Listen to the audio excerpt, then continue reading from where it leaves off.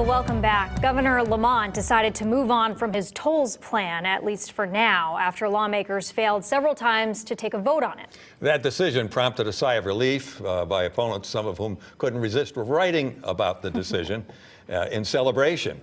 And again, criticizing the governor for proposing it in the first place.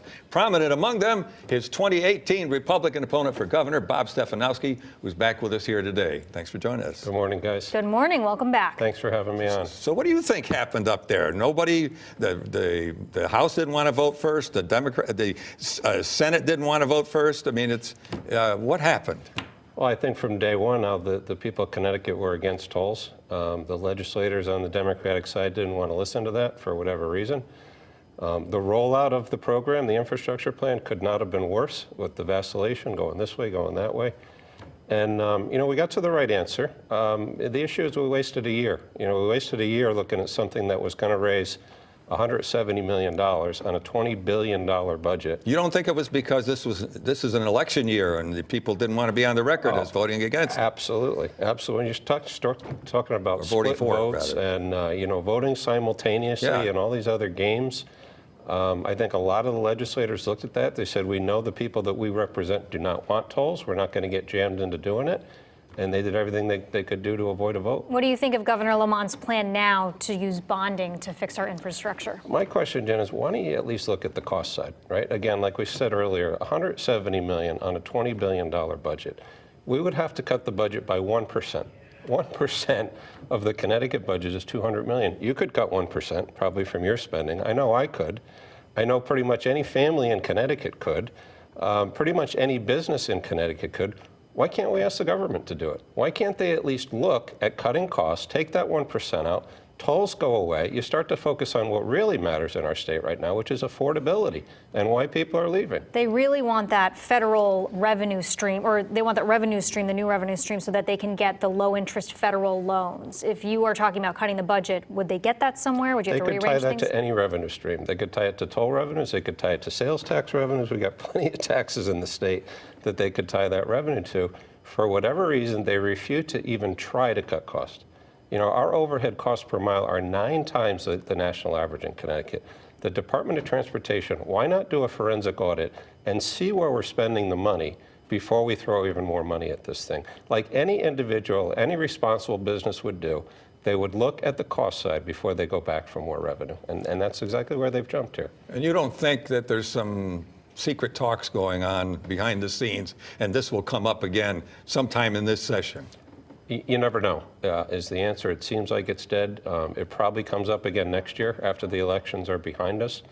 But it's a distraction. I mean, we got real issues in our state. We got the 3rd highest migration out of any state in the country. There's only 2 states where people are leaving faster. We've got taxes going through the roof. We've got, legislation after legislation coming out. They're looking at whatever they can tax. You see this week on the ammunition tax, 35% tax. And instead, we're talking about tolls, and it's just a distraction. And we got to move on to what's really facing Connecticut. And the other one is the $100 billion underfunded pension plan. So there's real issues that we should be talking about. The pension plan, Governor Lamont might say in response to your idea with cutting the budget that there's so many fixed costs, and one of them is our pension costs that are really out of control. Yep. When you look at that, do you still think there's other things the state can trim? Absolutely. I mean, the fact everybody has fixed costs, right? People have mortgages, that's a fixed cost. They can still cut other areas of their budget. And the other thing, I was the CFO of UBS. We had a $100 billion balance sheet. Nothing is fixed. There's no such thing as a fixed cost because everything can be negotiated. And that plan, that $100 billion underfunded liability, is going to go bankrupt someday. And you're not doing the current active state employees that are counting on that money in retirement because it's not going to be there. And those checks are going to start to bounce it someday. So for their good, as well as the taxpayers, as well as the current state retirees, you have to find a fair compromise and get that plan funded so that there's something there when they retire. How do you think the governor is responding to this coronavirus threat? It seems adequate, Al. It's still early days. It is a bit scary when you see, some of the outbreaks on the stock market, but I think his response has been appropriate so far. You think the president has been responsive as well? Yeah, it sounds like people are doing the right thing. Again, it's early stages. It's scary, but we'll have to see what happens and prepare the best we can. Sorry to interrupt you. Yeah. Do you know who you were going to vote for president? I'm sure you've been watching this very closely, and you are obviously interested in politics because you ran for governor Let me here. put it this way. I don't think it's going to be anybody on the Democratic side. I mean, it's actually sad when you get to the point where a Democratic candidate, in fact, the one in the lead is talking about making the U.S. a socialist country. I mean, that is scary when you're starting to talk about democratic socialism. What about Bloomberg? He's a business person, which I think helps. There's obviously, some issues in his past as well, but I don't see any of them doing the right thing for the economy. You look at where this economy has moved over the last 2 to 3 years, and it shows the value of tax cuts. It shows the value of strong leadership, and we could use some of that in Connecticut. We didn't get it in the last year. It was a great opportunity for this governor to come in with a clean slate. People were hungry for change.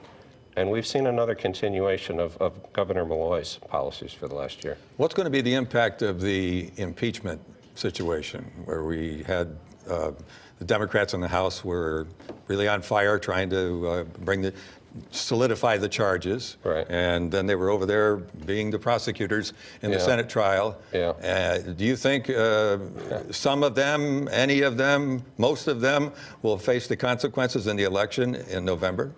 I think, I'm not an expert on national politics, but I think it backfired on them a little bit. I think they didn't get the outcome that they had hoped for. I think it distracted people. And both on a national level and a state level, there is so much to do.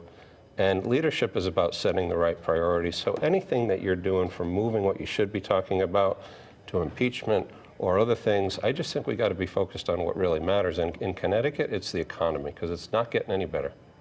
All right, you're writing all these op-ed pieces. You're coming on TV. When are you going to announce that you're running again? That was my next question, Al. Yes. Listen, after I lost, I think I was pretty gracious in defeat, and I offered to help the governor.